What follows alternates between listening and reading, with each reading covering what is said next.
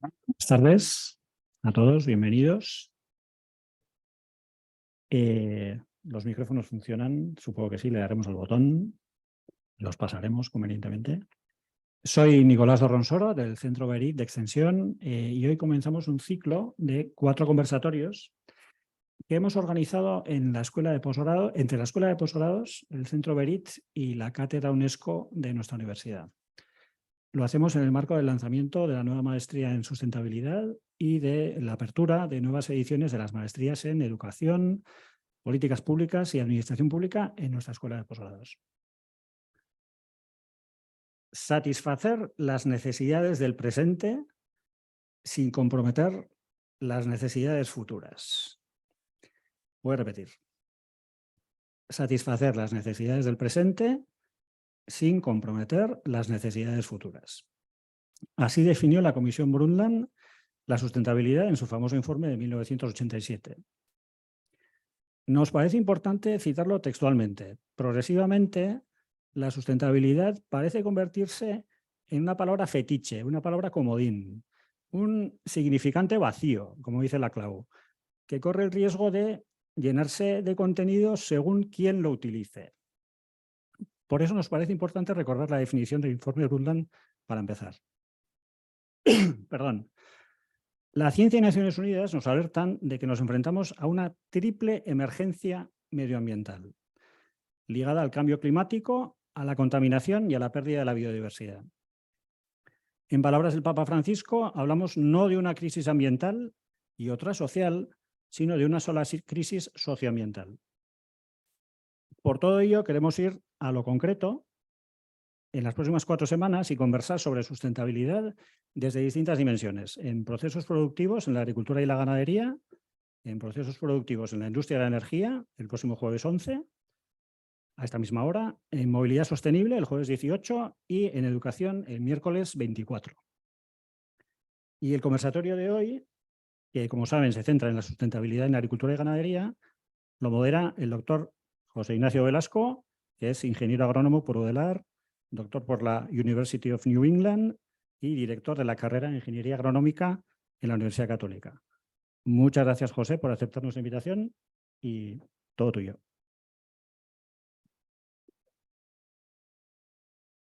Hola. Voy a tener que hablar con este dispositivo. Buenas tardes a todos, porque creo que se está grabando, entonces si no lo hago estaría en falta. Muy buenas tardes a todos de vuelta y conmovido por ver estudiantes de la Nobel carrera de Ingeniería Agronómica en el auditorio. Realmente se siente muy bien verlos acá. A todos bienvenidos y especialmente a las generaciones que van a tener que hacerse cargo un poco de lo que estabas comentando, Nicolás, como futuros ingenieros e ingenieras agrónomas. Así que especial bienvenida para ustedes. Voy a pasar a presentar a quienes integran esta mesa. La intención es tener un conversatorio lo más fluido posible. Ellos tienen preparadas algunas presentaciones, pero por favor hagámoslo lo más ágil posible y lo más entretenido. Si tienen observaciones o dudas o preguntas o puntos de vista que quieran incorporar en esta parte, nos lo hacen saber, me lo hacen saber y buscamos la forma de, sin hacerlos perder el hilo, que tampoco es divertido eso, que puedan, digamos, interactuar con ustedes. Empiezo por Gonzalo. ¿Por dónde? De altura. Tenía que hacer un chiste, era ese. Gonzalo Becoña es coordinador en articulación institucional y comunicación en temas ambientales de INIA. Es negociador nacional ante la Convención Marco de Naciones Unidas para el Cambio Climático para temas de agricultura. Es ingeniero agrónomo, magíster y está cursando su doctorado en la Universidad de la República. Trabaja en temas de emisiones de gases de efecto invernadero en el sector agropecuario desde 2010 y fue productor rural durante bastante tiempo. No digo los números que están acá, sino no te agrego años.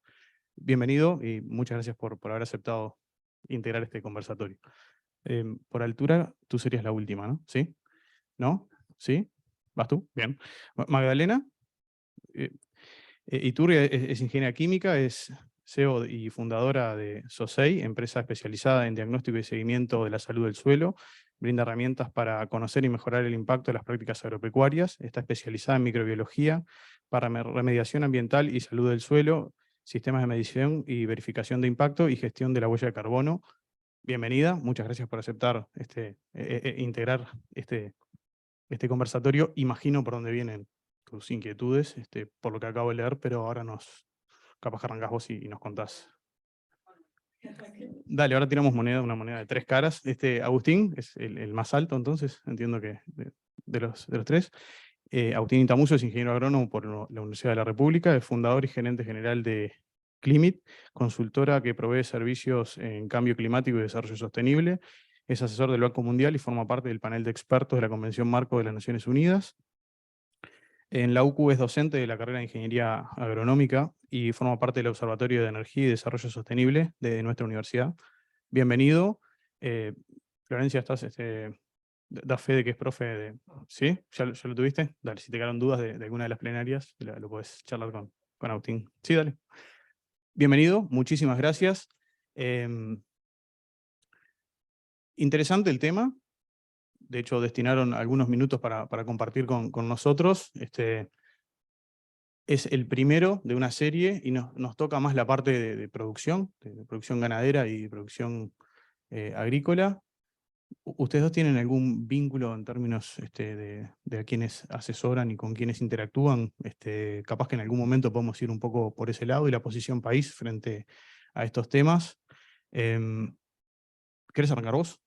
¿No? Dale. Dale, entonces, muchas gracias por voluntaria. Vamos a organizarnos de la siguiente manera. Le vamos a dar unos minutos para que cada uno se presente y presente un poco su punto de vista con relación al tema que nos reúne, y después empezamos a picarla un poquito. Muy Gracias. bien, bueno, ya me presentaron en términos generales. Puedo complementar que trabajo en estos temas en cambio climático desde el año 2009. Empecé a trabajar con Daniel Martino, que capaz que algunos se acuerdan. Daniel Martino era parte del panel intergubernamental sobre el cambio climático, ese grupo de expertos que asesoran en cambio climático. Y ese grupo de expertos en el 2007, junto con Al Gore, tuvieron una mención, ¿no? como Premio Nobel de la Paz. Al Gore y ese grupo de expertos. Y en el grupo de expertos había otros uruguayos también, habían 5 creo. Y uno de ellos era Daniel Martino, con el cual empecé a trabajar en estos temas. En realidad también todo empezó porque hice un intercambio de estudios en la Universidad de Chile, en Talca, al sur de Santiago, y ahí ya en el 2008 ya hice un curso que tenía que ver con gases de efecto invernadero. Ya estaba instalado el tema, pero se hablaba poco. Después con Daniel Martino hicimos varios proyectos, y después, en el transcurso de los años, en el 2018, empecé con mi consultora que se llama Climit. Durante todos estos años me ha tocado ver muchos proyectos. Trabajo asesorando a empresas, también a gobiernos y a algunos organismos multilaterales. Y con quien he trabajado un poco he sido con el Banco Mundial, que administra muchos fondos, tiene plata para hacer diferentes proyectos en muchas partes del mundo. Y trabajé con el Banco Mundial en 2 fondos, que me gusta comentarlos porque son casos muy interesantes. Esos fondos siempre lo que hacían era dar plata, pagaban por resultados. Entonces, había muchos países que se presentaban a esos fondos para acceder a esos fondos internacionales. Y la presentación de esos países se basaba en decir que iban a frenar las emisiones de gases de efecto invernadero. A nivel de paisaje, no solo mayoritariamente forestal, voy a frenar la deforestación, pero trabajando a nivel de paisaje. Y una de las cosas principales que se analizaba era por qué existían esas emisiones. Y en muchos países era porque la gente tiene que hacer agricultura.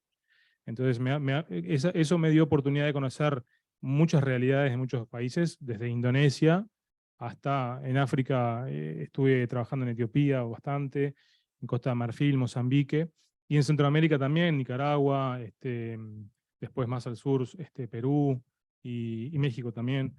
Entonces, me llevó a entender por qué es que se dan, cuando se habla de deforestación, por qué es. Hay gente atrás, hay gente que tiene que cortar. Obviamente que también hay otros jugadores, ¿no? La tala ilegal y empresas muy grandes queriendo hacer plata por la cosecha. Pero también hay gente, hay realidades que no se superan simplemente por dar plata. Hay barreras culturales.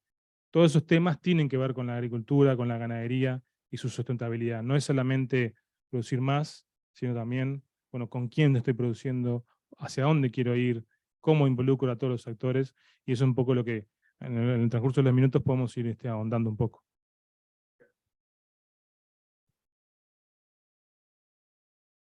Muchas gracias. Es la primera hora que me pasa esto con los micrófonos, después me apiolo.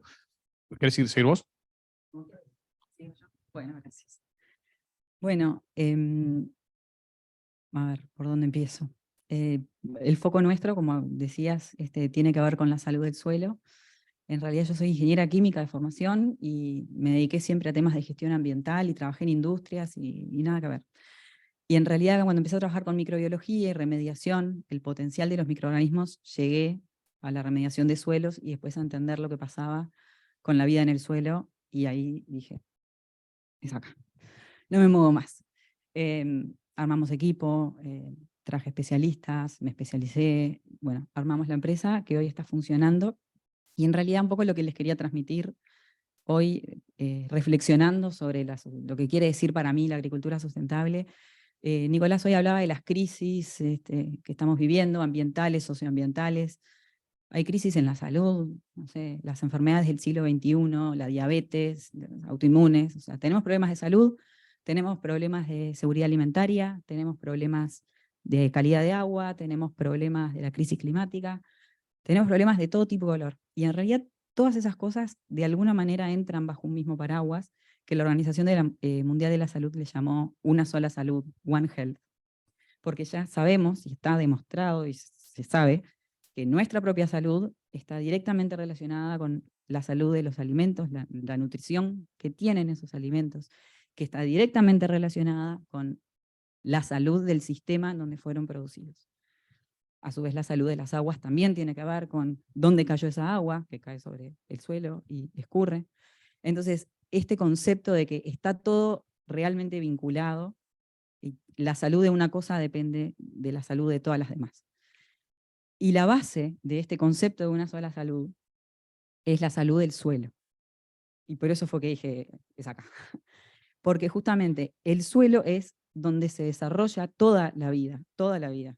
Las plantas, los animales que comen, nosotros que comemos eso, los montes, toda la vida terrestre se desarrolla sobre el suelo.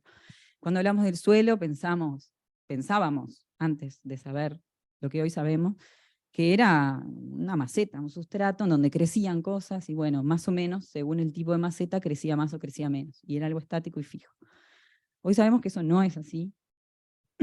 Hoy sabemos que esa delgada capita que cubre toda la superficie terrestre, de 10, 15, 20 centímetros, nada más, además de tener minerales y demás, está lleno de vida. Tiene materia orgánica, está lleno de vida. Hay todo un ecosistema de micro y macroorganismos cumpliendo innumerables funciones que recién estamos empezando a entender, de capacidad de producir plantas, alimentarlas, darles nutrición, protegerlas de enfermedades, limpiar el agua, secuestrar carbono, bueno, infinitas cosas que suceden gracias a esos 15, 20 centímetros para sostener todo el resto de la vida en el planeta. ¿Y qué es lo que está pasando? Las formas de producción que adoptamos en los últimos 50, 100 años, que no tenían en cuenta esto porque no se sabía, lo mataron, lo degeneraron, le hicieron morir parcialmente. Tenemos suelos hoy que están degradados, enfermos, que no tienen esa vida diversa y completa que tienen que tener para cumplir todas esas funciones. ¿Ah? Entonces estamos produciendo alimentos que no tienen la capacidad nutricional que tienen que tener. Tenemos que comer 8 naranjas hoy para la naranja que comían nuestros abuelos, porque no tenemos la misma nutrición.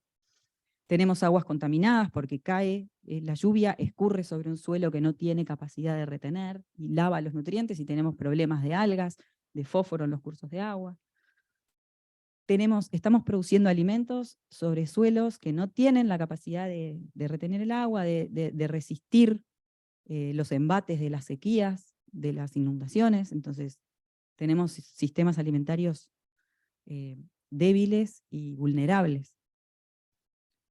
Y bueno, entonces creo que hoy tenemos el enorme desafío de cambiar, de transicionar, de cambiar sobre todo la mirada y lo que entendemos que es lo que tenemos que hacer para producir. Tenemos que meter la dimensión salud del suelo en lo que estamos haciendo. Es inexorable, porque de lo contrario, producirse un suelo enfermo quiere decir que yo le tengo que traer fertilizantes, le tengo que traer insumos constantemente para que sobreviva. Es como un cuerpo enfermo que, bueno, que depende de minerales, vitaminas, antibióticos para poder funcionar, porque no tiene su motor. El suelo es el motor de toda la vida. Y bueno, ese es el desafío que hoy enfrentan los productores, los técnicos, los investigadores, los académicos, de encontrar la manera de hacer una transición, de dejar de depender de los agroquímicos y de dejar de producir en un sistema, no me quiero extender mucho, pero es solo esto, de dejar de producir con la cabeza en el monocultivo, famoso, que es muy eficiente para algunas cosas, pero que no alimenta el suelo, porque el suelo se alimenta de plantas. Y si siempre le damos de comer lo mismo, ya sabemos lo que va a pasar. Es lo mismo que si yo como todos los días una hamburguesa. A la larga o a la corta, depende de qué tan fuerte esté, voy a pasar mal y voy a necesitar cada vez más vitaminas, minerales y etc. Entonces, el gran desafío de cambiar la mirada, de incorporar esta dimensión y de enfrentarnos a la necesidad de hacer una transición. Estamos con un cuerpo enfermo que depende de vitaminas y depende de cosas para poder producir, y tenemos que tratar de dejarle eso y de fortalecer nuestro cuerpo, ¿no? O sea, de fortalecer, en este caso, el suelo, que es como la analogía, ¿no? ¿Cómo hacemos eso? Es lo que me pasa siempre que doy las charlas y que hablo con los productores y con todo el mundo, que entiendan la importancia de la vida en el suelo y el daño que le hace lo que le estamos haciendo. Con los agroquímicos lo matamos, con el monocultivo no lo alimentamos. Y me miran y me dicen, ¿y entonces qué? Como diciendo, ¿qué hago?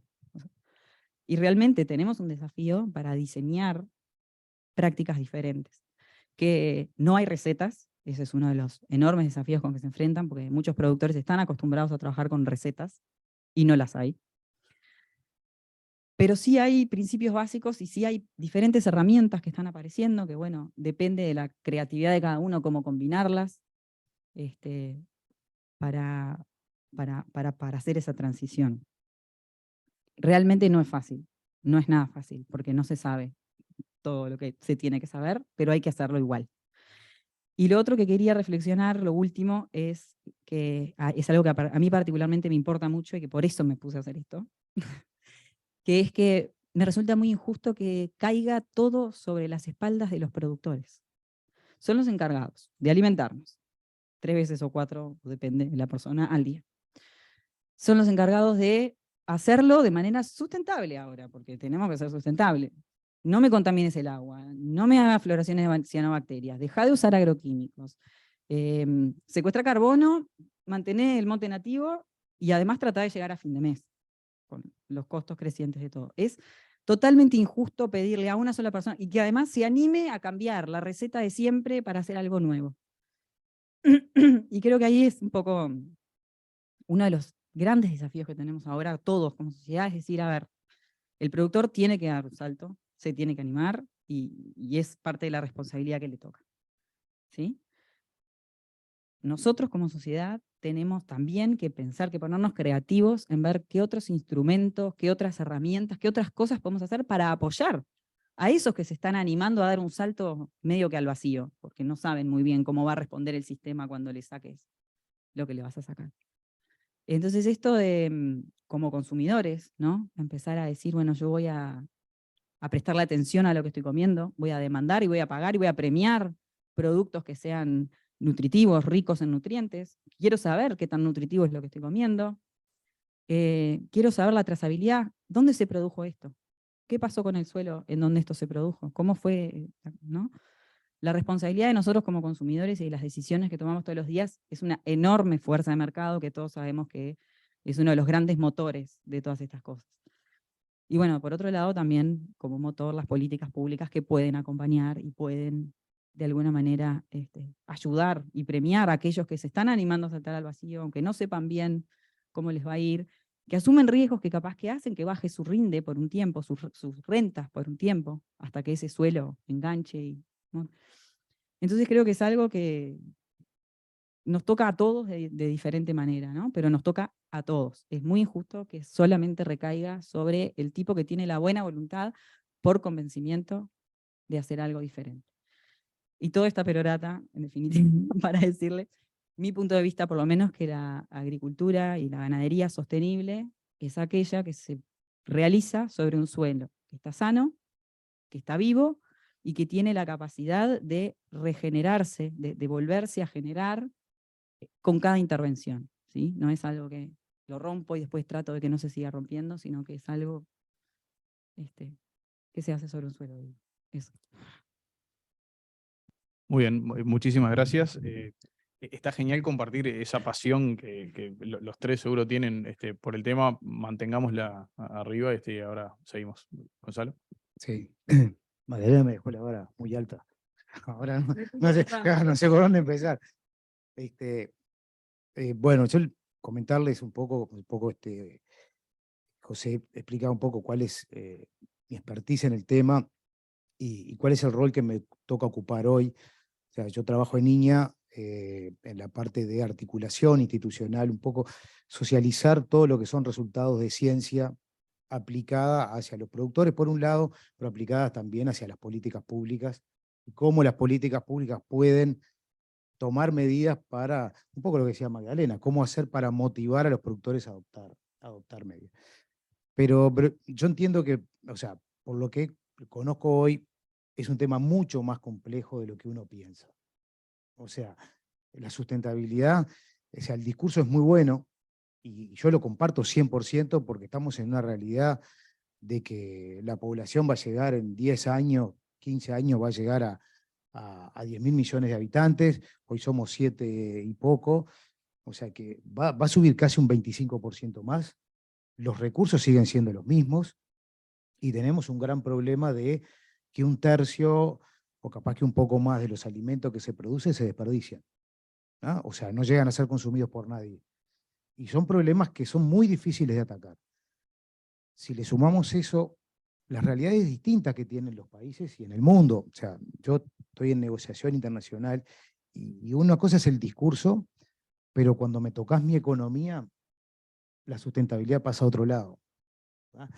Porque tenemos los países desarrollados y los países en desarrollo, que siempre escuchamos de los países desarrollados que tenemos que tomar medidas y el mundo tiene que tomar medidas, y uno escucha la otra campana de países en desarrollo y decís, me decís esto después que explotaste todo lo que había para explotar, pusiste colonias en todas partes del mundo, me extrajiste todos los recursos y ahora me decís que yo soy el que tengo que cuidar el recurso, ¿no? Entonces, entiendan lo que es mucho más complejo de lo que uno piensa, y bajando a la realidad, o sea, pensando en países latinoamericanos que bueno, que dentro de las negociaciones tenemos una visión muy común, porque somos países agroexportadores, todos, ¿no? O sea, Uruguay exporta, o sea, produce alimentos 4 o 5 veces la población de Uruguay, ¿no? Entonces, en realidad, cualquier medida proteccionista que quieran imponer,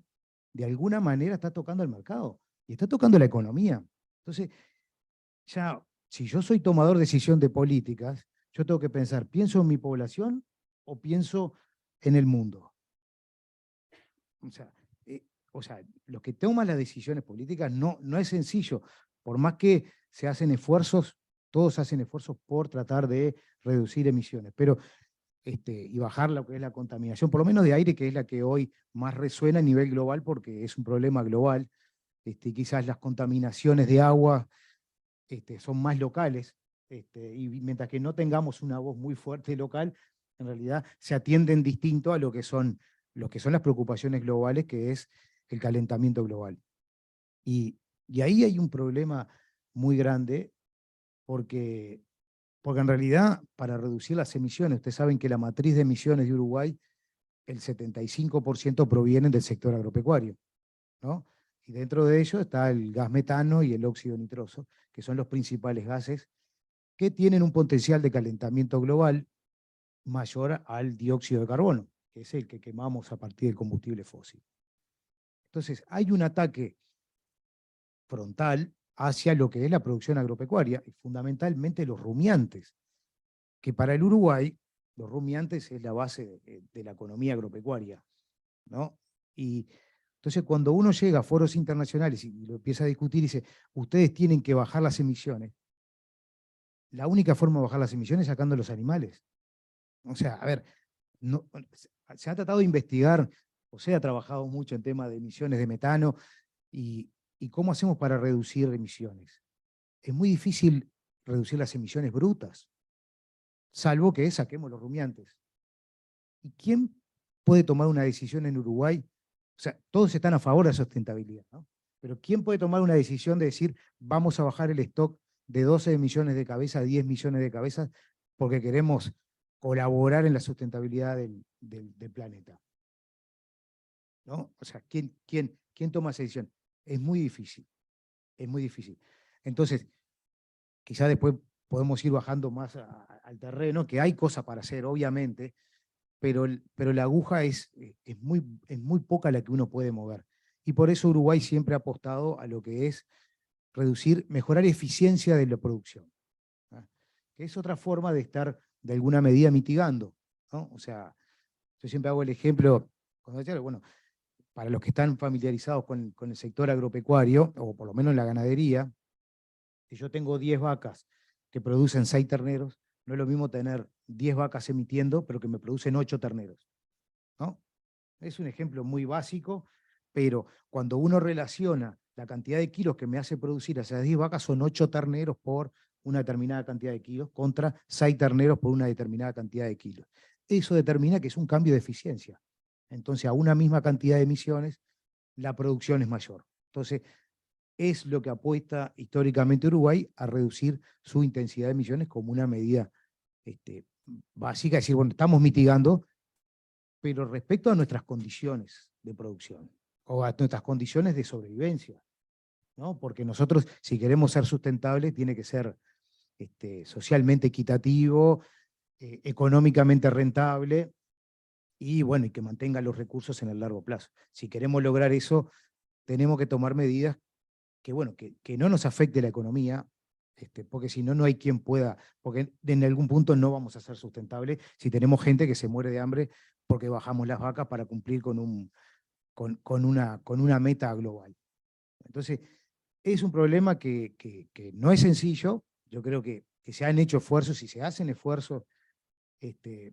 Yo sé, capaz que ustedes pudieron escuchar el tema de el bono indexado, o sea, generar deuda a partir de indicadores de sustentabilidad, o por lo menos de sostenibilidad en tema de emisiones y en conservación de monte nativo, como diciendo, nosotros sí queremos colaborar, pero necesitamos que nos ayuden, ¿no? Entonces las economías que están, en nuestro caso, que son en desarrollo todavía, por más que nuestros índices nos dicen que somos una economía, claro, somos una economía desarrollada, cuando uno mira la interna no es tan así. Entonces yo creo que los mecanismos que se buscan es, bueno, los mercados nos tienen que ayudar. Si queremos que a futuro seamos todos un poco más sustentables, nos tienen que ayudar. Entonces los mercados tienen que ayudar, el sector privado tiene que ayudar y tiene que ser un trabajo conjunto. La sustentabilidad no puede ser solo estar, como decía Magdalena, ser solo el productor el que tiene que cinchar el carro, ¿no? O sea, que tiene que ser un trabajo en conjunto para poder lograrlo. Esto es un poco para el pasado, un poco para empezar la discusión. Creo que toqué varias cosas, pero me parece que es importante ver el contexto internacional en que estamos, por qué es tan importante, y bueno, y qué es lo que empezamos a hacer como país en ese sentido. Bien, bueno, muchísimas gracias por esta primera ronda. Vi que estabas, Agustín, anotando cosas que querías ir levantando. Me es muy natural esta conversación y creo que la llevaron cada uno al lugar de donde la percibe, que era un poco la consigna, así que muchísimas gracias por eso. Sé que hicieron un esfuerzo por condensar lo que querían presentar para que entrara en esta pieza de comunicación inicial. Gracias por eso. Quedaron puntos a distintas escalas, ¿me permiten decirlo en esos términos? Y ahora tendríamos que trabajar en ver si nos podemos empezar a juntar. Y que creo que lo vamos a lograr. Igual tenemos hasta las 12, no hay problema. Agustín, ¿vos trabajás en alguna de esas alternativas que generan valor? o que reconocen el valor de alguna de las acciones que tomamos en el terreno y que eventualmente pueden, no te quiero decir lo que vas a decir, pero básicamente, no te quiero spoilear, pero básicamente vas en esa línea, ¿no? Hay una captura de valor posible en el contexto de emisiones, remociones, de lo que se puede documentar, ¿no? De ir por ese lugar, me parece que está bueno. No pierdo de vista, Magdalena, lo que vos planteás, de que hay una urgencia, y es que podemos corregir todo lo que está mal documentado, pero lo otro lo tenemos que hacer bien y tenemos que encararlo como algo prioritario, como algo realmente importante. Así que esa tensión vamos a ver si la podemos resolver entre los cuatro, y si no, bueno, seguimos otro día. Bien, sí, me noté unas cosas muy interesantes que fueron saliendo como para levantarlas y profundizar un poco más. Me quedo con unas últimos temas que dijo Gonzalo, también lo mencionó Magdalena, y vos me lo levantaste como un centro. A mí me parece que es el tema de financiamiento. Hay que hacer un cambio y cuesta plata. El mercado tiene que ayudar. Para eso existen ciertos mecanismos que le están llamando financiamiento verde o financiamiento climático, son herramientas que hacen viable ciertas acciones que hoy en día no lo estamos implementando porque tienen barreras culturales, como decía al principio, o barreras económicas per se. Entonces, en la última COP a la que pude asistir, ahí nos encontramos con Gonzalo, nos conocemos de las COPs, Al Gore justamente decía que tiene que haber más financiamiento para proyectos que descarbonicen.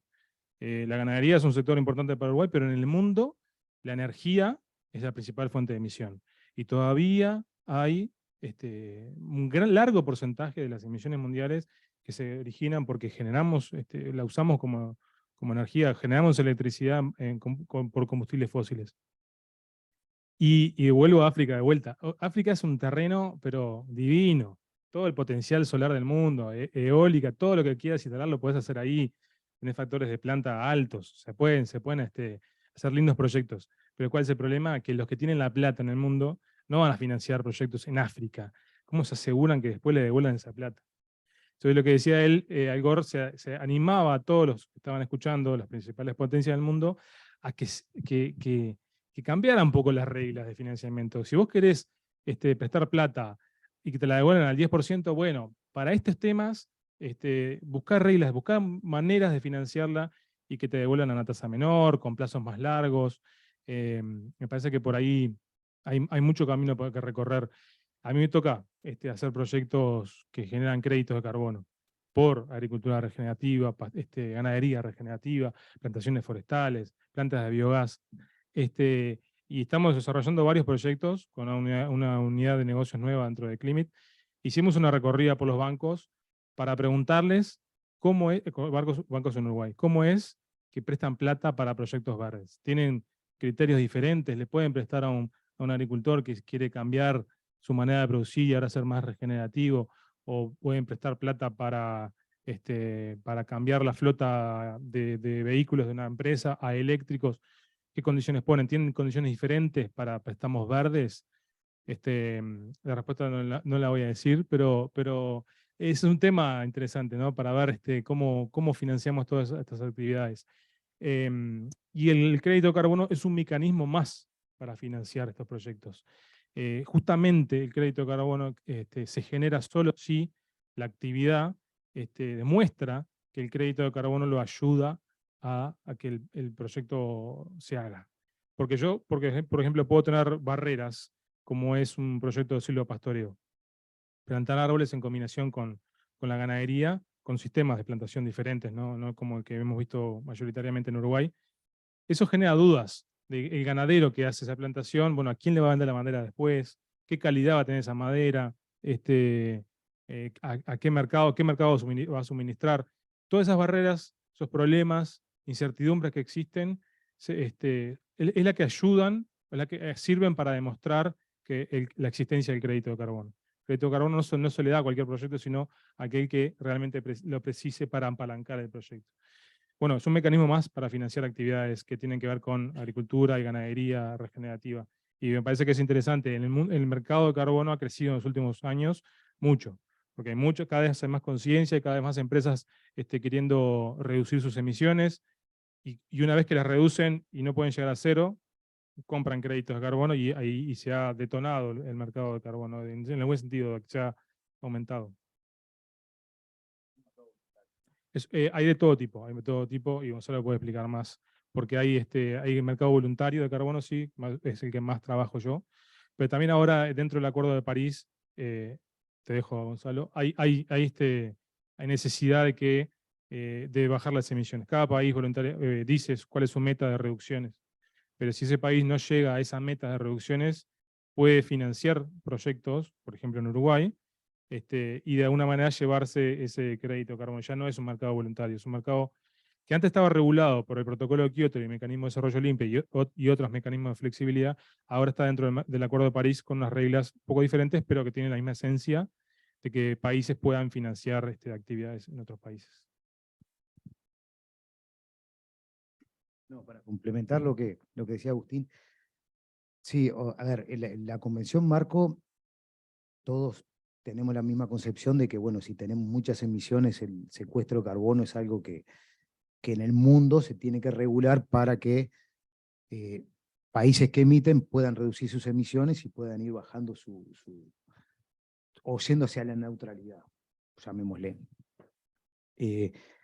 Pero bueno, pero el problema que pasaba muchas veces es las dobles contabilidades, ¿no? O sea, que es un gran problema en el mundo porque yo te hago un proyecto, el proyecto lo utilizo para mitigar emisiones de mi empresa que está en Holanda, pero a su vez yo también lo utilizo para el inventario nacional.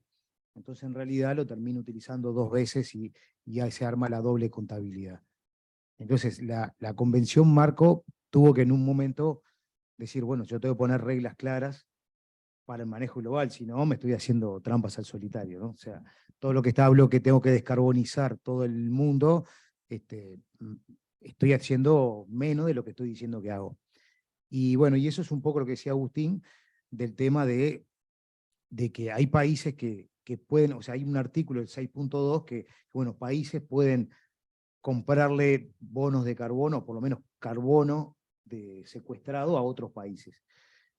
Pero bueno, por ahí se empieza a tocar el tema de las economías nacionales, porque en realidad, si Uruguay, ustedes no sé si saben, pero Uruguay tiene metas de reducción de emisiones, que son las contribuciones nacionales determinadas, que yo hablaba hoy de las metas de emisiones. Si Uruguay secuestra carbono por algún proyecto de biogás, por ejemplo, secuestra carbono, secuestra metano, y eso me lo compra, el bono me lo compra Suiza, esa emisión Uruguay no la puede utilizar ni para el bono, ni para el inventario, ni para ninguna contabilidad nacional. Entonces, eso lo que hace es que se está empezando a crear como un mercado de carbono nacional, porque capaz que al gobierno le sirve más invertir dinero para algún proyecto nacional y quedarse con ese carbono y utilizarlo en el bono y utilizarlo en el inventario, en vez de que financie otro país y que ese carbono ya se lo lleven. Entonces, es un tema que, bueno, que el mercado del carbono se está regulando y es un tema de discusión muy, muy acalorada durante la COP. Pero quería detener en un temita que estaba diciendo Agustín, que bueno, que todas estas contabilidades, y ahí me sale un poco la camisa institucional, se las muestro de línea, que bueno, que todas estas cosas no se pueden talentear, ¿no? O sea que yo no puedo decir, y más o menos estoy secuestrando tanto, o más o menos estoy emitiendo tanto, ¿no? Y yo creo que ahí, en el mundo entero, la ciencia es la que tiene la palabra, ¿no? José, que ha sido un tipo de ciencia toda la vida no, pero en los últimos años, sabe que si uno quiere tomar medidas efectivas, si la quiere utilizar a distintos niveles, tienen que estar basadas en ciencia. No puede ser un talenteo de que cuánto estoy bajando y cuánto estoy subiendo. Y para eso hay muchos foros internacionales y hay muchas inquietudes de muchos organismos internacionales, como la FAO, por ejemplo, o el panel intergubernamental, que establecen protocolos o guías para medición de cuánto estoy emitiendo, cuánto estoy secuestrando, o frente a distintas situaciones, ¿no? Frente a una pastura, frente a un animal que esté comiendo un suplemento, frente a una pradera, a un campo natural, o si estoy haciendo una forestación. Y eso me parece que es un tema que no lo podemos perder de vista, porque la ciencia es la que nos va a determinar si estamos tomando acciones que tienen algún impacto o no. Y creo que es un tema que la ciencia y los arreglos institucionales para poder lograrla son clave en cualquier país. Yo creo que en eso Uruguay es un ejemplo a nivel internacional, porque acá tenemos ministerios trabajando juntos, un ministerio de ambiente que trabaja junto a un ministerio de producción, y tenemos a un instituto como INIA que lo asesora con ciencia para tomar decisiones. Que no muchas veces se ve eso a distintos veces, y creo que es lo que nos caracteriza como sociedad, que para afrontar esta problemática es clave tener los arreglos institucionales muy bien aceitados y todos con la misma dirección. Bien, muchas gracias, Gonzalo. Capaz que sobre esto te pido un comentario más con relación a la integridad de los inventarios, la calidad de información que tenemos en la reflexión que hacías hace unos minutos de la proporción de emisiones que se originan en la agricultura, en la ganadería puntualmente, la cantidad de energías renovables que sí tenemos y tenemos bien computadas, y cómo eso impacta a la hora de las negociaciones, o por lo menos de la presentación del país como un actor serio. Buenísimo, porque a mí me encanta ese tema, porque es la ciencia, y hay otra pata fundamental que tiene Uruguay, que es los sistemas de información.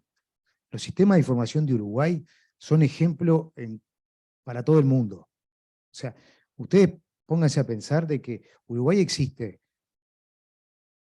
O sea, se sabe dónde está cada productor en el país. Está georreferenciado. Sabemos cuántos animales tiene. Sabemos cuántos terneros le nacen al año. Sabemos cuándo vende un animal, cuándo compra. Tenemos georreferenciadas todas las plantaciones forestales. Hoy en el país está todo georreferenciado. Hay mapas que sabemos dónde está cada una de las plantaciones forestales, comerciales o montes nativos. Entonces, el sistema de información es un tema clave.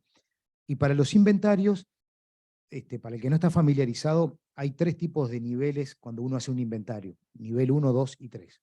El nivel 1 es un nivel muy básico, que es lo que termina pasando muchas veces en países como África, que en realidad, como no tienen estos datos, no saben ni la población que tienen de animales, en realidad se toma un poco al barrer la cantidad de animales que tiene y se multiplica por un factor. A veces es un sistema muy básico. Un nivel paso 2, nivel 2, es cuando uno ya tiene mucho más información, que es el caso de Uruguay, que en el caso que sabemos desde a gran escala, sabemos cuál es el uso del suelo que tiene el Uruguay y cuáles son las dietas que tienen los animales o sea, las dietas que son la determinante de cuánto de eso después se pierde como metano. Y a su vez sabemos que parte de eso, todo a nivel, la proteína que tiene el alimento determina después cuánto es el óxido nitroso que se emite. Entonces Uruguay tiene hoy un inventario que está, o sea, por supuesto que es mejorable, pero hoy está en un nivel 2, y les diría que en algunos casos estamos tratando de pasar a un nivel 3.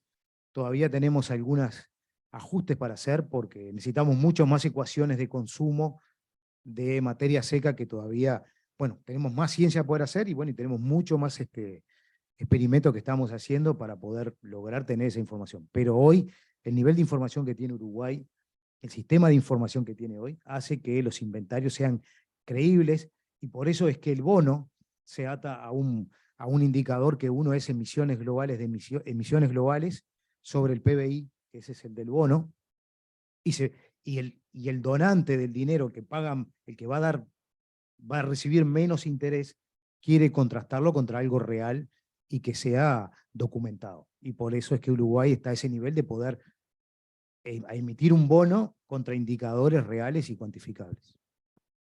Bien, muchas gracias. Te voy a sentir, Magdalena. Yo quería comentar contigo sobre la regeneración del suelo, la urgencia que eso representa y la capacidad que tiene también, en una lógica bien documentada, de ofrecer coeficientes técnicos de secuestro de carbono efectivos. Bueno, no, la parte de los coeficientes técnicos efectivos, capaz que más los expertos, en la parte de secuestro de carbono, ¿no? Bueno, estaba pensando mientras hablaban que estamos yendo mucho para hablar del tema del carbono y la descarbonización, bueno, porque es uno de los temas muy importantes que tenemos como desafío. No sé, esto de la cantidad de la población de vacas que tenemos que dejar de tener para que cierre todo el tema de los números. Por otro lado, pensaba la suerte que tenemos también de tener todos los pastizales naturales que tenemos, y la posibilidad de tener una actividad productiva sobre ellos, en esto de la intensificación sostenible que mencionaba Gonzalo, o sea, las oportunidades que tenemos de poder generar una actividad económica sobre un bioma natural que está aportando un montón de servicios ecosistémicos y que en realidad tenemos potencial para que brinde más todavía. Entre ellos, secuestro de carbono. No sé los balances ahí, esos temas son de los especialistas, cómo quedarán. Pero creo que Uruguay tiene muchas cosas buenas en ese sentido, muchas posibilidades, como hablábamos hoy, de producir de forma sustentable. Realmente tenemos muchas oportunidades. En relación a la regeneración y la posibilidad de medir los suelos, sí, justamente un poco nuestro foco va por el lado, no tanto de generar, esto equivale a 1 tonelada de carbono, porque no estamos en esa línea de razonamiento en este momento, pero sí en aportar herramientas y datos que me permitan saber si voy por el camino que tengo que ir. ¿Ah? Para secuestrar carbono en el suelo, tienen que suceder determinadas cosas, determinados manejos, tengo que tener determinada diversidad, tengo que alimentar, como decíamos hoy, el suelo de determinada manera. Y eso lo voy a poder medir, Agustín lo puede decir muchísimo mejor que yo, porque no es mi área de expertise, vamos a poder medir el carbono en el suelo después de 3, 4, 5 años, dependiendo de lo que haga, pero no es algo instantáneo.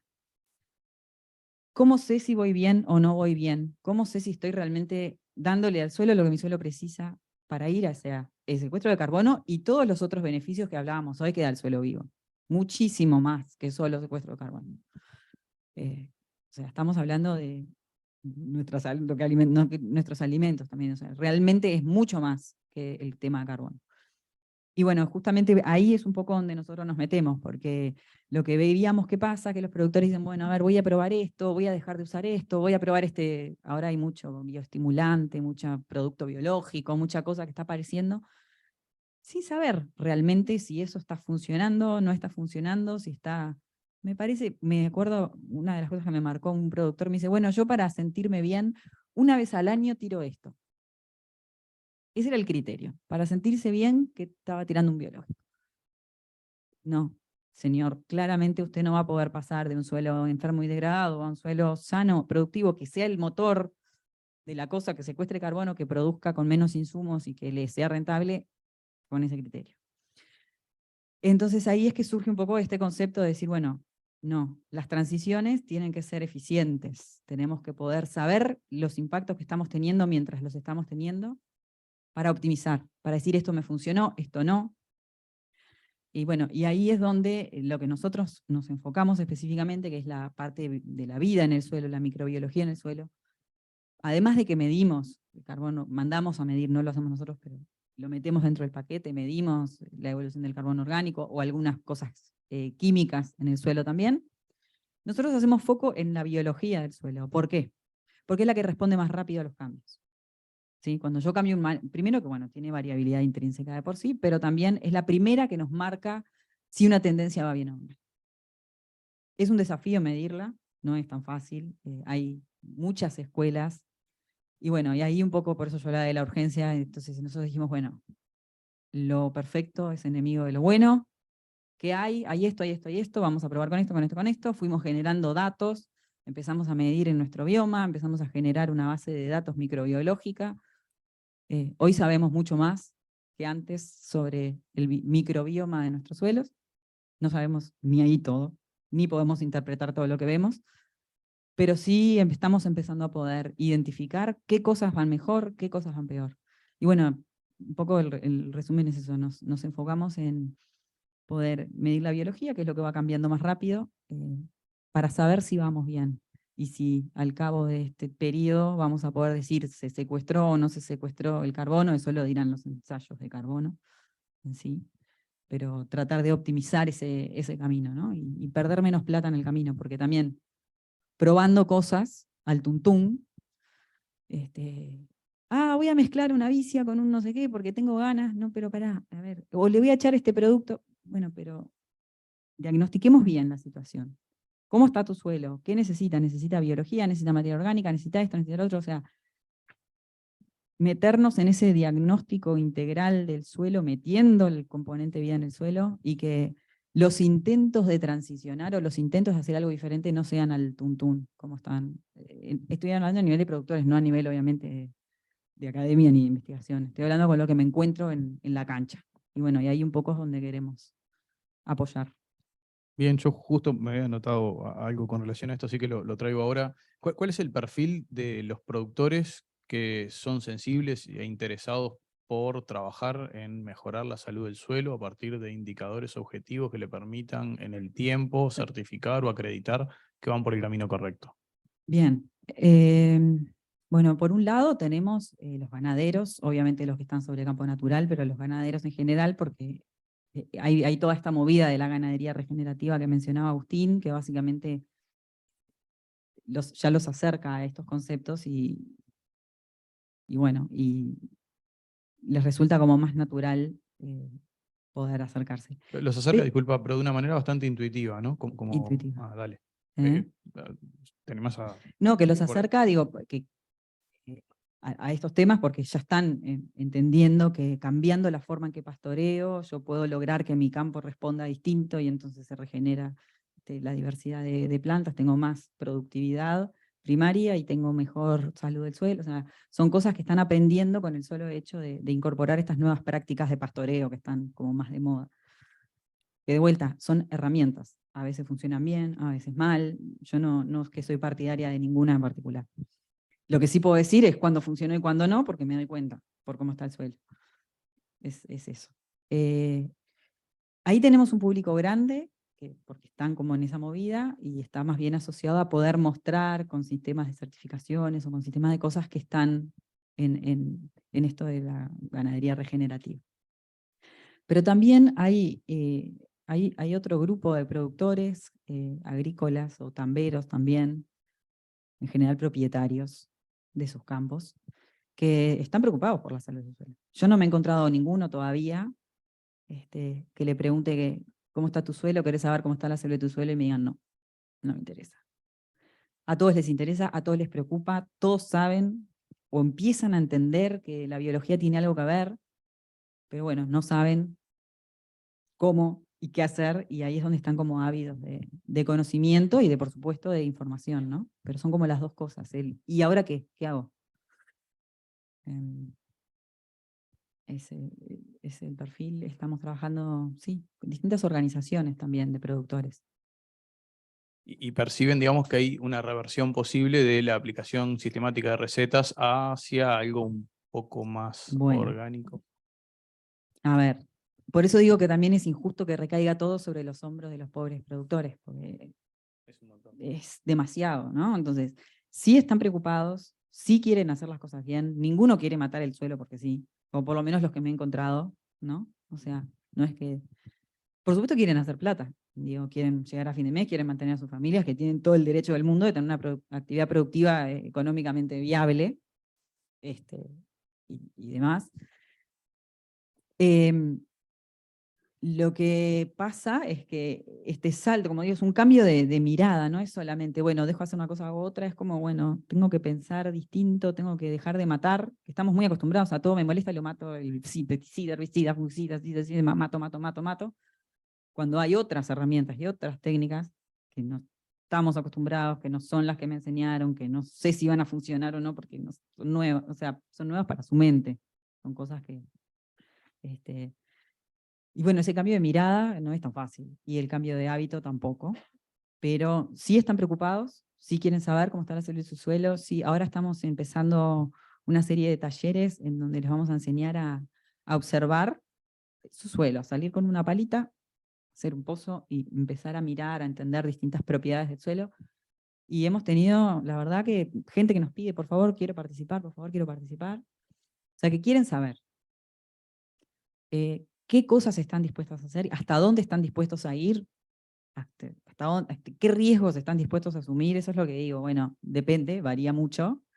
Hay mucha apertura hoy a todo lo que son bioestimulantes, biocosas, como le digo yo, que, bueno, ahí nos estamos enfocando porque hay un mundo de productos que aparecen y te los venden y nadie te dice que tienen tampoco, entonces lo tenés que echar sin saber mucho por qué, y eso no está bueno. Hay que generar información y ahí nos estamos enfocando también, en ayudar al productor a entender para qué está poniendo esta biocosa, cuándo, con qué objetivo y qué resultados voy a tener de esto, y que no es magia, ¿no? Así que bueno, el mundo de los bioestimulantes sí está teniendo recepción, y ahí creemos que es importante ser transparente y generar buena información, porque ellos empiezan como, me ofrecen de todo y no sé qué es esto, si funciona, si no funciona, pero ahí hay una herramienta muy al alcance de la mano, que tiene mucho potencial. Y después otras cosas ya más, no sé, más nuevas, más modernas, los cultivos de servicio, bueno, el tema de salir del monocultivo y empezar a mezclar cosas, está sonando, pero todavía hay como una cosa así que no sé. Estamos midiendo para mostrar lo que pasa cuando mezclan, cuando hay más diversidad. Genial, muchas gracias. Disculpa que capaz que te incomodé con la pregunta. Entiendo de lo que estás planteando que se genera, digamos, un desfasaje entre la productividad que se sostenía mediante el uso y costumbre y la nueva agricultura regenerativa. Y capaz que les invito a hacer alguna reflexión sobre cómo ven eso y cómo se imaginan que se puede sanear en términos económicos, qué señales deberíamos estar ofreciendo como consumidores, creo que algo ya se compartió, y cuáles son las señales que deberíamos recibir los tomadores de decisión para convencernos un poco más de que hay vida por ese lado. Bueno, yo, a ver, comparto lo que dice Magdalena. Es un tema muy complejo a nivel de productores. No quiero olvidar mi pasado, yo fui extensionista por varios años. O sea, yo entré en el 2006 al plan agropecuario y trabajé hasta el 2019, o sea que trabajé muy de cerca con productores. O sea, fui productor, o sea que no desconozco esa realidad. Lo que sí es cierto es que al productor lo mueve mucho la parte económica, obviamente, ¿no? O sea, tiene una familia, como tú decías, tiene una familia que mantener, gastos incrementales. Entonces, cualquier proyecto o cualquier iniciativa que queramos que el productor le implemente, él tiene que llegar a ver cuál va a ser el impacto que va a tener sobre el sistema y del punto de vista productivo y económico. Digo, para ser realistas, porque si uno le dice a un productor, o sea, ahora están saliendo, por ejemplo, aditivos para reducir metano, ¿no? Como pueden salir en el mercado, van a salir en ganado de vacuno.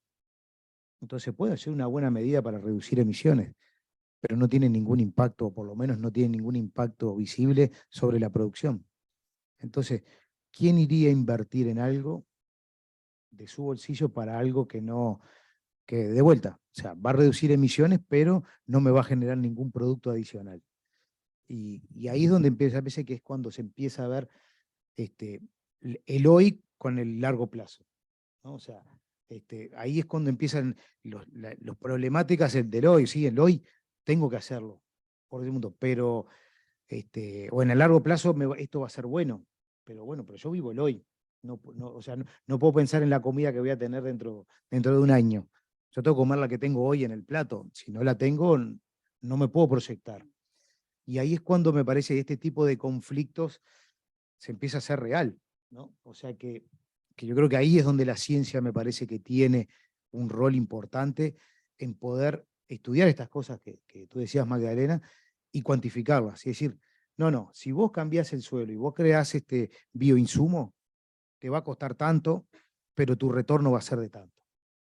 Si uno no logra mostrarle al productor cuál va a ser el retorno que va a tener, me parece que es el primer escollo para poder cambiar este paradigma, ¿no? O sea, de que el productor empieza a cambiar, bueno, él tiene que vislumbrar de que va a pasar algo con ese producto. O puede ser porque el producto tiene efecto aditivo o porque el mercado me va a pagar distinto por ese producto. Entonces, yo creo que hay que hacer, creo que lo que vos dijiste hoy más temprano, que hay que pensar distintas estrategias. O sea, no hay una sola.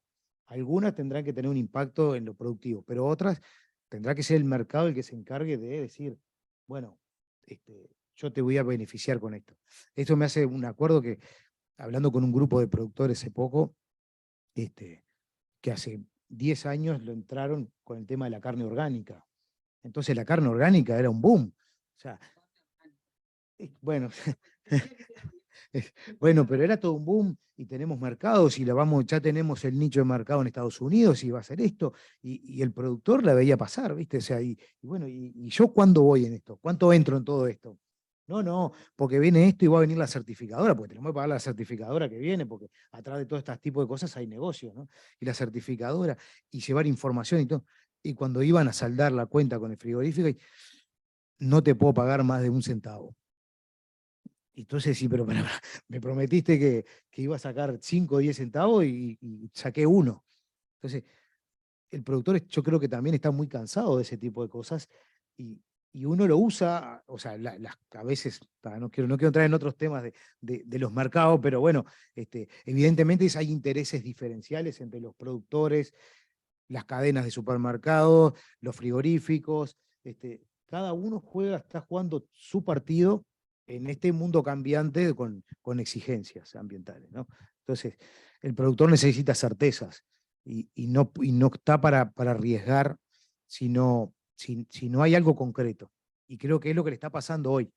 Quiere tomar acciones, pero nadie le da la certeza de lo que vaya a implementar le va a repercutir positivamente. Y es donde me parece que, lo que decía hoy más temprano, que los privados tienen que estar, los consumidores tienen también que hacer valer eso, porque uno como consumidor va al supermercado y ¿qué hace? ¿Elige el sustentable o elige el más barato?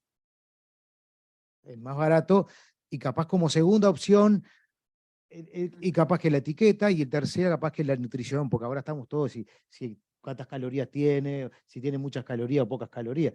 Pero el tema sustentable, ¿cuántos están dispuestos a pagar un producto diferencial o pagar un 10% más por un producto sustentable? Son muy pocos. Entonces, esto necesita mucha gimnasia y con muchos actores tirando de esa tabla. O sea, por eso es un cambio de paradigma, un cambio grande, grande.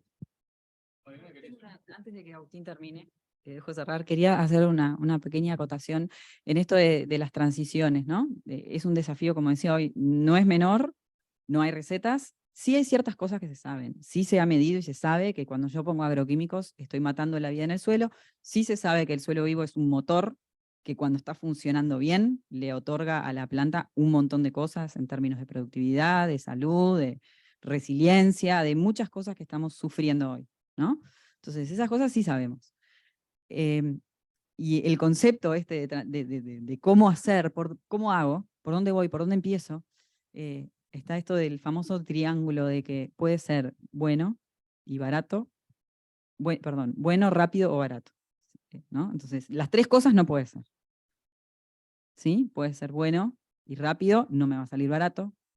Puede ser rápido y bueno, pero yo le dije, puede ser rápido, bueno, la combinación, ¿sí? Pero no se puede que sea rápido, bueno y barato, las 3 cosas al mismo tiempo no. Entonces depende de cada productor, de repente yo no tengo muchos recursos para invertir, no tengo plata, no me puedo dar el lujo, pero puedo ir haciendo pequeños cambios incrementales en una pequeña hectárea o bajando un 10% del fertilizante porque le pongo una fuente de carbono que me ayuda. O sea, hay ciertas cosas que hoy se saben, que son pequeños trucos que se pueden ir. Entonces, depende de cada uno, si lo hago rápido, barato o no me acuerdo cómo era esto del triángulo, no me salió lo que quería explicar, pero me entendieron. Las 3 cosas juntas no se puede, pero combinando 2, sí, y va a depender también de las posibilidades. Eso. Siento que Agustín tenés algo para comentar acá. Lo haría por vos, si no. Bueno. Retomo muchas de las cosas que han dicho. Cuando decías, se habla mucho de bio. Por ejemplo, yo estoy trabajando, en Climate estamos trabajando con plantas de producción de biochar. Biochar es tomar un residuo de alguna industria, residuo orgánico, pirolizarlo, que es meterle mucha temperatura y poco oxígeno, y producir un producto que se llama biochar, y es como materia orgánica sintética, producción de materia orgánica que después se usa en el suelo. Sigo hablando de carbono, y eso tiene un nombre, que es la visión de túnel, ¿no? Porque estamos preocupados mucho por el carbono, y soy consciente de eso. En Climate queremos trabajar en otras áreas, pero a veces nos pasa que el que paga la fiesta es el carbono. Porque reconocemos que hay mucho valor en lo que es la agricultura y la ganadería, con todos sus servicios ambientales, pero todavía no le estamos poniendo valor. Justamente hoy me tocó hablar con un abogado que desarrolló una ley en Chile que es para poder darle valor a esas cosas, ¿no? Cómo el capital natural que tenemos ahí, que no es solo carbono, cómo traducirlo en una herramienta que pueda servir para reconocer primero ese valor y después para generar un mercado que, no sé, porque este paisaje es lindo, vamos a conservarlo, bueno, pero eso es filantropía pura, no, bueno, hay mecanismos legales que ya están aplicados en Chile y que acá podríamos hacerlo. Hay mucho por hacer todavía. Hoy quizás me focalizo mucho en el carbono y un poco porque existen estos mercados, ¿no?, de carbono que a veces pagan un poco la fiesta. En Inglaterra estamos haciendo un proyecto de agricultura regenerativa, todo lo que decías, ¿no?, de las puentes verdes, dejar de laborear. Yo cuando empecé el proyecto decía, ¿qué vamos a poder hacer en Inglaterra, país desarrollado? Todavía hay cosas para hacer, todavía. Imagínate si allá en Inglaterra tienen cosas para mejorar, lo que puede haber en África para mejorar en temas de agricultura. Y también pensaba que en Uruguay estábamos bastante adelantados, ¿no?, que tenemos siempre grietas hace mucho tiempo, que los puentes verdes ya se hacen, que hay agricultura por ambientes, muchas herramientas tenemos, pero todavía hay marcos para mejorar, y eso me parece que es una buena noticia. Genial, bueno, muchísimas gracias. Capaz que abrimos para que del auditorio hagan algún comentario, alguna consideración. Nicolás, tú administras la... Bien.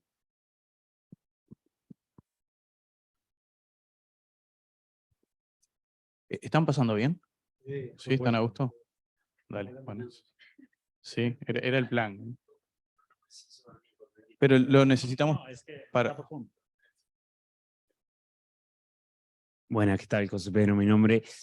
Quería preguntar una bien concreta. El tercer nivel que hablabas de información, digamos, y cómo medir la materia seca y qué se está empezando a hacer. ¿Qué más falta y qué caminos ves? ¿Quién podría tener incentivo para llegar a ese tercer nivel de información, digamos, que se necesita y estaría bueno alcanzar de alguna manera? ¿Se Sí. entendió? ¿O es muy amplia capaz? O sea, No, te entiendo perfecto. En ese nivel se requiere mucho más información de la que uno piensa y mucho más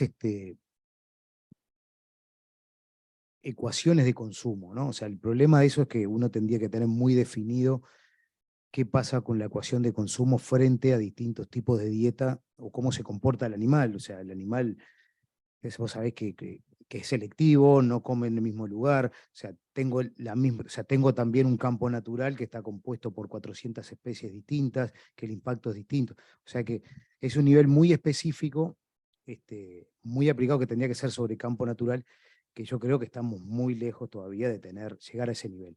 Sin perjuicio de eso, tratamos siempre de tener un nivel 2 para arriba, para decirle así, ¿no? Porque nosotros sí tenemos calidades de campo natural. Entonces, en la ecuación y en los cálculos de los factores de emisión utilizamos el uso del suelo específico y la calidad del uso del suelo, ¿tá? O sea que sabemos promedialmente cuánto tiene una calidad en digestibilidad y proteína un campo natural, una pradera, un suplemento, podemos hacerlo, y eso es lo que le estamos incorporando a los modelos. De todas formas, hoy estamos estudiando un método nuevo, o sea, estamos empezando, ¿no? No quiere decir que estamos empezando a ver, porque las recomendaciones que nos da, o sea, las recomendaciones del IPCC son recomendaciones muy generales, ¿no?, que después son aplicables, o sea, se tratan de aplicar en todas partes del mundo con algunos pequeños factores de ajuste que el IPCC te da en base a investigación. Hoy estamos viendo, o sea, nosotros a partir de esas metodologías del IPCC lo que hemos visto es que el consumo en materia seca de los rumiantes utilizando esa metodología nos da que está cerca del 2,8% del peso vivo. O sea que es un consumo, si el consumo potencial está cerca del 3% en un vacuno, ¿no? El consumo potencial, el 3% es su peso vivo, un 2,7 es un consumo cerca del óptimo, ¿no? Entonces, si los vacunos nuestros estuvieran comiendo el óptimo, tendríamos que tener porcentajes de preñez del 90%, ganancias de peso mucho más altas de la que hoy tenemos. Entonces, nosotros creemos que tenemos una sobreestimación en el consumo y por ende una sobreestimación en las emisiones. Y hoy lo que estamos empezando a desarrollar un camino de ajustar esto a ecuaciones de Australia y de Nueva Zelanda, que tienen ecuaciones ya más ajustadas a animales en pastoreo.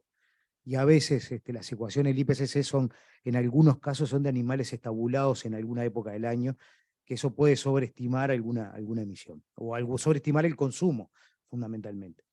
Entonces, estamos en ese proceso. O sea, eso no es una medida de mitigación, es un ajuste en la metodología. A nosotros capaz que nos puede servir porque nos va a reducir las emisiones, ¿no?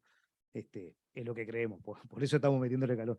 Si vemos que no da, cambio de planes, pero bueno, pero es parte de ajustar un poco más el cálculo a lo más real posible, ¿no? Y que no se exacerbe lo que se está midiendo de emisión.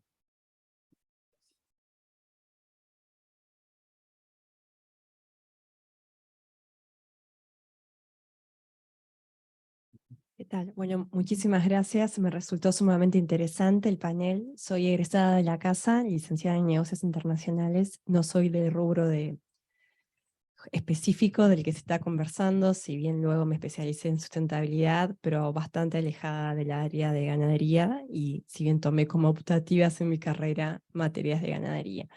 Me quedé pensando con esa opción que están hablando de aditivos para la reducción de metano, ¿no? He visto que hasta se están hablando de vacunas, o sea, inyectables. ¿Cómo es en la vida real? ¿Qué se está proyectando? ¿Y qué otra mirada tienen? ¿Cómo afectaría en la salud del ganado, ¿no? Muchísimas Eso te lo puede gracias. contestar, José, mejor. Yo la contestaría con todo gusto, pero no es mi rol en esta mesa, así que nada, mentira. Hola, disculpa que quedaste, o yo quedé, mejor dicho, atrás. No, estás súper bien ahí. Te comento, los aditivos cumplen una función dentro del rumen, cambiando un poco la cinética y permitiendo que la producción de ácidos grasos volátiles vaya hacia algunos ácidos grasos volátiles que son más deseables en esa fermentación, porque en lugar de disponibilizar nitrógeno, lo retienen, digamos. Básicamente eso es lo que hacen los aditivos. Lo que está intentando el mundo, y el que lo consiga seguro va a cambiar el auto, es que eso impacte en forma positiva y en un ecosistema tan complejo como es el rumen, que tenga una estabilidad. Porque el rumen se afecta rápidamente, pero vuelve a un equilibrio natural, que es el anterior y es el que tiene altas emisiones. Esos aditivos, antes de salir al mercado, se recontraprueban en términos de inocuidad. O sea que primero se testean en leche, en producción lechera, que es la más sensible de todas y es la más... la que rápidamente ofrece indicadores de inocuidad. Después pasan a la ganadería extensiva. Lo que se conoce, incluso, que tú comentaste, algunas vacunas, son intervenciones en el rumen. Lo que se hace es agregar algo que, por ejemplo, quita los sitios donde se están anclando las bacterias que van a producir metano. Eso es una vacuna. Pero dura lo que dura la vacuna. Dura un rato, que a veces son 15 días, a veces son 20. A nivel de laboratorio funciona súper bien.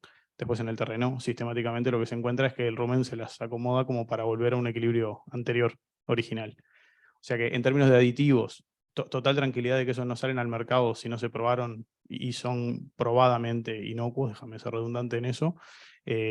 Ninguno hasta el momento ha sostenido productividad deprimiendo las emisiones, ¿no? Hay algunas compañías muy grandes con intereses comerciales gigantescos a nivel del planeta, que están procurando en sistemas donde se alimenta directamente a los animales todos los días, como pueden ser los corrales de engorde, donde la dosificación de este tipo de productos es mucho más sencilla. Imagínatelo, en Uruguay una vaca ocupa 2 campos de fútbol para pastorear. Asegurarte que coma los 3-4 gramos de un aditivo es como al menos complejo. Pero lo están probando en situaciones infinitamente más controladas de alimentación, como pueden ser los corrales o los tambos, y siempre encuentran lo mismo, que en la medida que se discontinúa la administración, el efecto se pierde y que no siempre se sostiene productividad por la aplicación de esos aditivos.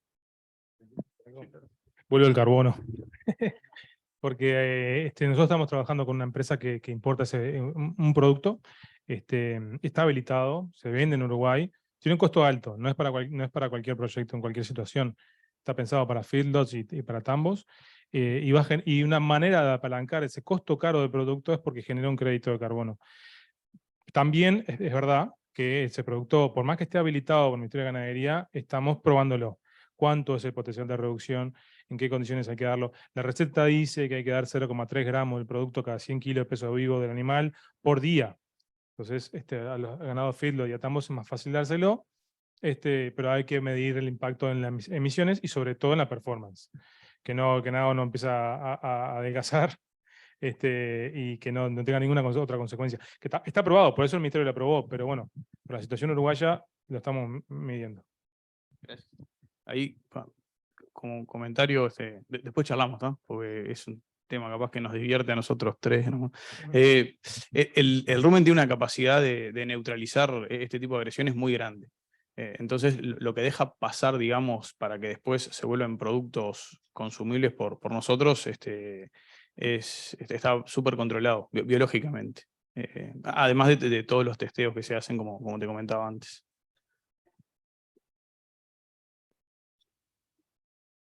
¿Alguna pregunta más? ¿Qué?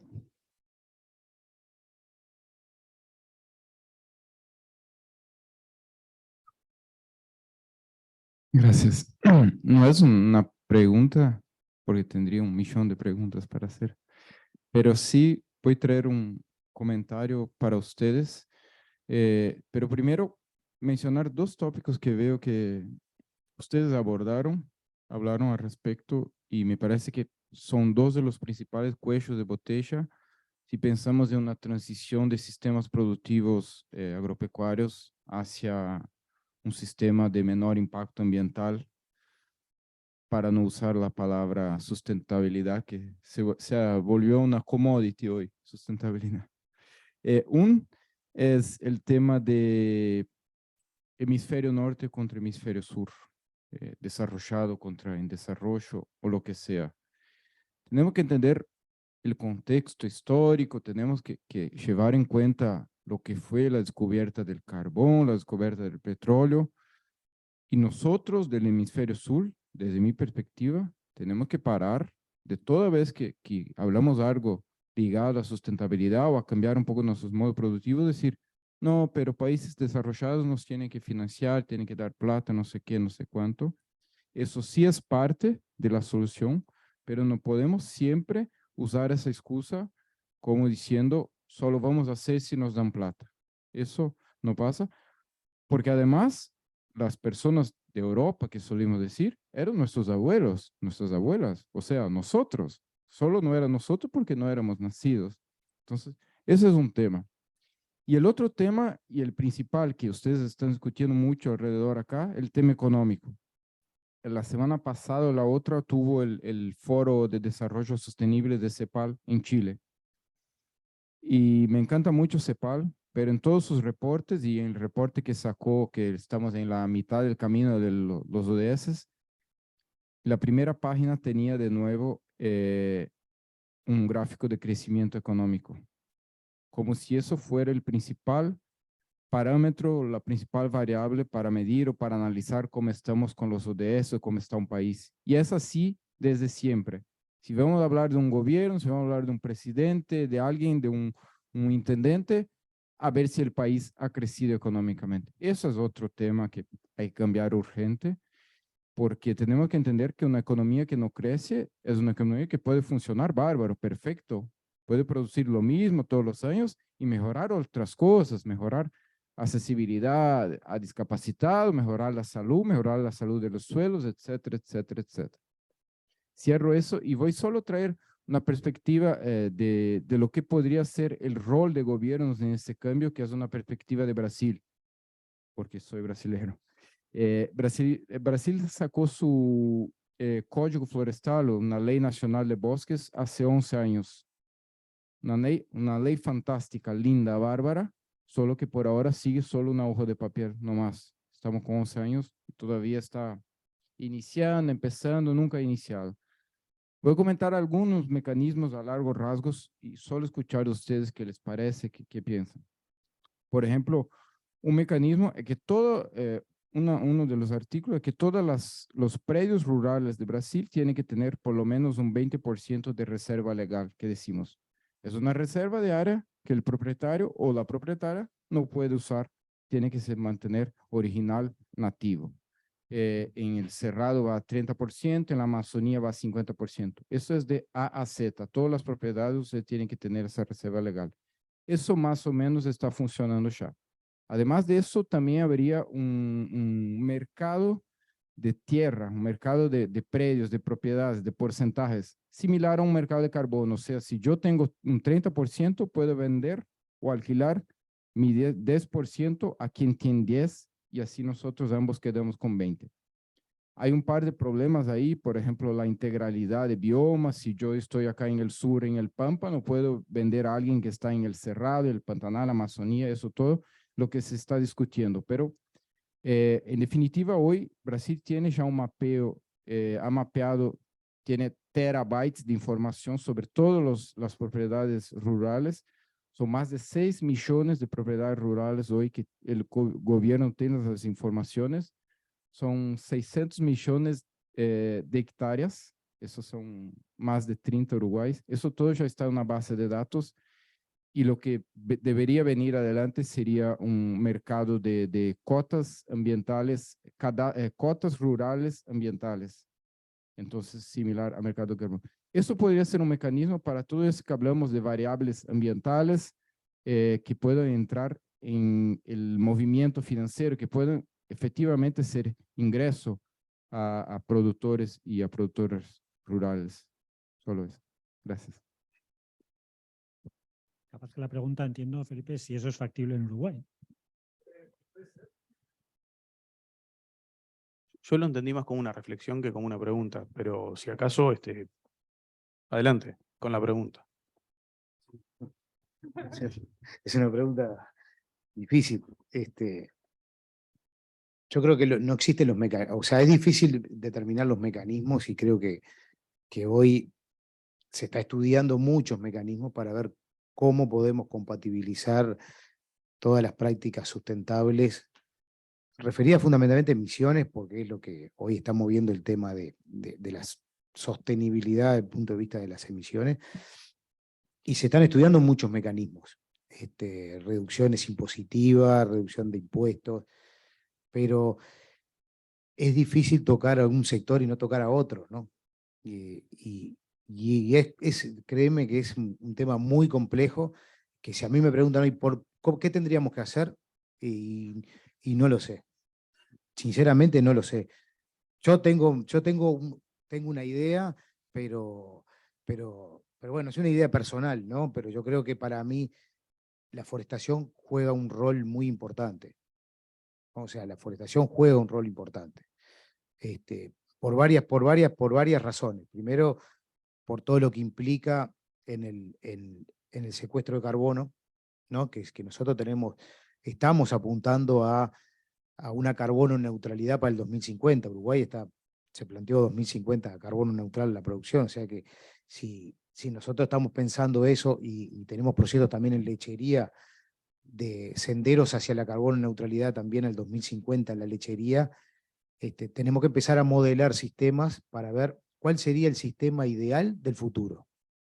Que es una pregunta que no la puede contestar nadie, pero lo que hoy tenemos es algunas líneas. Y sí creemos que el rol de la forestación es clave. O sea, si nosotros queremos apuntar a sistemas carbono neutral, la ganadería regenerativa tiene su apoyo, tiene su aporte, pero en toneladas de carbono no hay nada que pueda secuestrar más que la forestación. Y por otro lado, la forestación determina también en algún punto que va a ser regular el stock vacuno. O sea, ¿no? Que si la forestación crece, hoy hay mercado, yo creo que al productor se le puede plantear como dos escenarios, ¿no? Por un lado, le aporta la neutralidad, aporta al país, y por otro lado, le podría generar un crédito de carbono, como decía Agustín, que le queda un cheque hecho, que lo puede utilizar hoy, lo puede utilizar mañana. Los créditos de carbono hasta hace 3 años atrás valían $2, ¿no? O sea, nadie los quería y no existían. Y hoy pagan 20, 30 dólares de tonelada, ¿no? Y el futuro es incierto, ¿no? Entonces, eso lo pienso yo, ¿no? Eso, no, que no salga de acá, ¿no? Pero es lo que yo pienso que está grabado. No, pero yo creo que es una de las alternativas que tiene Uruguay para hacer ese cambio. Y mejoras en eficiencia de producción, como decía Magdalena, hay mucho. Esas son más difíciles de cómo ponerlas en práctica, ¿no? Porque, ¿qué vas a decir? El que haga más pasturas mejoradas, agregando bionutrientes, le voy a hacer una reducción. Capaz que puede estar por el lado de reducir impuestos para el que utilice este tipo de productos, y puede ser. Pero bueno, está. Ahí ya es un tema de economía y no quiero entrar en áreas que no son las mías. Era cortito. Me parece como muy interesante este abordaje y el rol de alguna manera que tiene la forestación. Lo único que tengo en mi cabeza, un montón de gente que estaría diciendo cosas.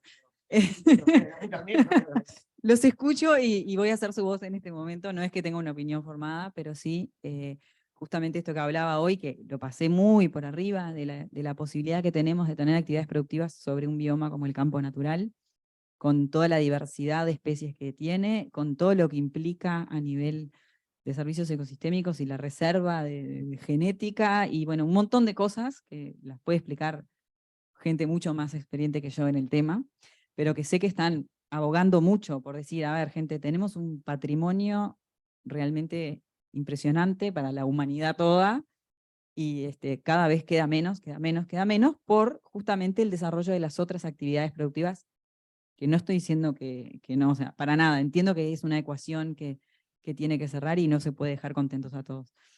Pero encontrar formas de valorizar, así como está el bono de carbono, valorizar la preservación de un campo natural que se puede medir, bueno, queda esta diversidad de especies, está en este estadio de la sucesión biológica, tiene este nivel de diversidad de aves, de insectos, no sé, me puedo ir por millones de ramas. Hay que diseñarlos, no existen, no están, es difícil. Pero porque no existan, no podemos dejar de tener eso presente. O sea, tenemos un enorme capital en el campo natural, además de la suerte de ponerte una actividad productiva encima de él, que tenemos que intensificarla y mejorarla y todo lo demás. Pero bueno, hay que hacer ahí un equilibrio. Tenía que ser la voz de Marcelo y de otros fans del campo natural. El modelo brasileño no lo conozco, pero sí el del chileno, que es lo que decía hace un ratito, del Real Decreto de Conservación. Es un mecanismo que existe para ponerle un valor al capital natural. En Uruguay hay cuentas ambientales, se sabe, alguien ha hecho un estudio de cuánto tenemos en valor en la naturaleza, pero eso no está llevado a el sector privado quizás. Y en las contabilidades de las empresas no hay un valor de cuánto tengo en, no carbono, en otros temas, todos los temas ambientales. Eso, que exista, nosotros estamos trabajando para que pueda existir ese derecho a conservar las cosas, pero con mecanismos de mercado, para que, como lo de Brasil, yo conservo, y bueno, que tenga un valor. Después vemos si hay un mercado para todo eso, pero te va a tener un valor. Primero reconocerlo, eso me parece que es sumamente importante.